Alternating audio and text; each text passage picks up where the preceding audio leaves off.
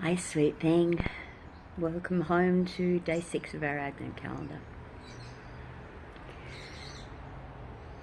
I hope that you're benefiting as much as I am for taking these daily pauses amidst the busyness or whatever else you're experiencing at this end of December. If you're kind of still feeling stuck, I just wanted to let you know I haven't put my decorations up yet. I know people that did it like 2 months ago, and I know that it had amazing mental health benefits for them, but I haven't got there yet. So for those of you who are sort of thinking, yeah, I should really get around to doing the decorations, I feel you. And I know that once I put them out that I'm going to be feeling not necessarily more festive, but more celebratory, I think. Because once you put out bright colours and sparkly things and maybe decorations that have personal meaning, it helps you to connect to, I don't know whether it's a spirit of the season or maybe it's a spirit of a thread that's run through your life. If Christmas is something that you just don't celebrate because of whatever reason, that's fine too. But there's something to be said for, if you don't celebrate, just running the vacuum cleaner around your house and having a bit of a dust. I'm feeling that too, so maybe in the coming days we can take care of some housekeeping tasks together. They say the outside does determine what happens inside, so maybe if you're sort of feeling a bit meh, have a look around your immediate environment, the one that you spend the most amount of time in, and see whether there's something being reflected there that is relatively easy to shift. Okay, so that was tip number 1, and also a little reminder that you're not working to anybody else's schedule. If you don't feel like decorating until 2 days before or Christmas Eve itself, that's fine. It's your celebration. You do whatever the hell you want.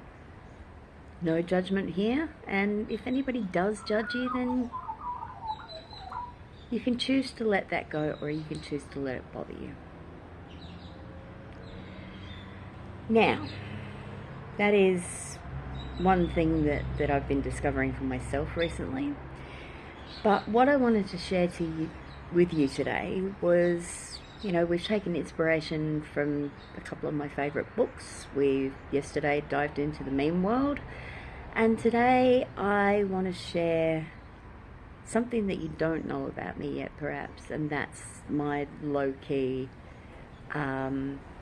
obsession/addiction to oracle cards. So about 6 months ago, I was anxiety shopping Amazon at about 3 o'clock in the morning, and this is one of the decks that I came home with. There was another one, I think it was one of Alana Fairchild's decks, called the Divine Circus as well. And the third one I bought, I re-gifted to a friend, and it's just what she needed. So nothing was wasted during that very long night of the soul. So today I've brought with me one of my favourites, Into the Lonely Woods, creation of Lucy Cavendish and Dan May. So what I love about this deck is that the monsters themselves, they remind me of Jim Henson's monsters in the Muppets. Jim Henson is one of the bright stars in my sky. I think that he's probably one of the faces of God. And I know that stylistically, it's not got a lot in common with his monsters, but there's something familiar about them to me. In the cards, they're so big and shaggy and vaguely frightening, and yet the words that they have to say are oddly comforting and compassionate. So let me just tell you what the back of the box has to say, so you know why I've chosen this particular deck. So it says, welcome into the lonely woods and find the greatest gift of all, your true self. Come to the lonely woods when you feel isolated, distanced from loved ones, or wish to embrace quiet, peaceful spaces within a noisy, hurried world. Here you are welcomed with comfort, inspiration, and compassionate guidance. You'll come to know an enriching solitude where you can heal, grow, and journey through your inner wilderness in a beautiful encounter with your untamed, untrammeled self. With hope, kindness, and honest, spirit-led guidance, this unique deck acknowledges the struggles of the human spirit and offers a pathway of light through the lonely woods of our lives. Now, just because it's called Into the Lonely Woods doesn't mean that you're actually feeling lonely, you know. I'm going to keep talking while I shuffle, and if you feel the need to judge my shuffling, then let me add to the patheticness and say that my skills have actually increased exponentially. So, so if you feel inclined to laugh, please feel free. So what was I saying? Yes, just because the deck is Into the Lonely Woods, it doesn't mean that you're feeling lonely as such. Maybe solitude is something that you are really, really craving at the moment because you're surrounded by people constantly. Or maybe you are actually feeling lonely. Maybe people that you thought were going to be with you forever, for whatever reason, they're not. And this just leaves this gaping feeling of isolation and grief in its wake. And that's okay too. Let's draw one at random and let's see what guidance we might find into the lonely woods. And for anybody asking why I've just chosen this particular card, there's no reason. I didn't see it outlined in light or anything. It wasn't subconsciously beaming me, pick me vibes. It was just that card.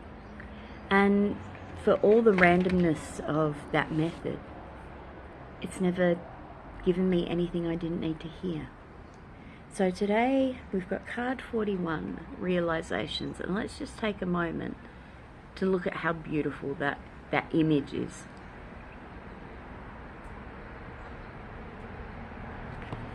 And let's have a look in the guidebook and see what the message of this particular card is. Here we are. 41, Realizations. So often we are distracted. We churn through the day, too busy to see, to hear, to feel, and to think. The soul starves within us. But in a time of aloneness, we can come to moments of deep realization where we begin to understand so much more.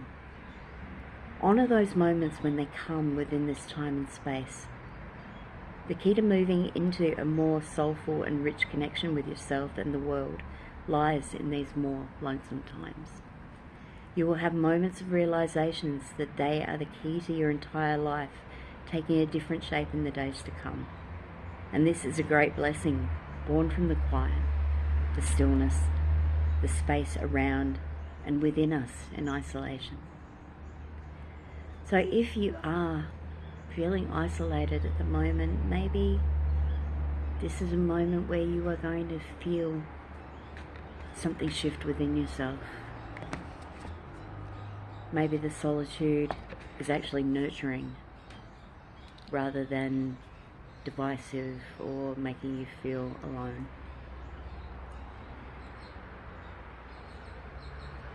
Maybe that resonated with you, maybe it couldn't have been further from where you're at the moment, but regardless, find inspiration wherever it reaches out from.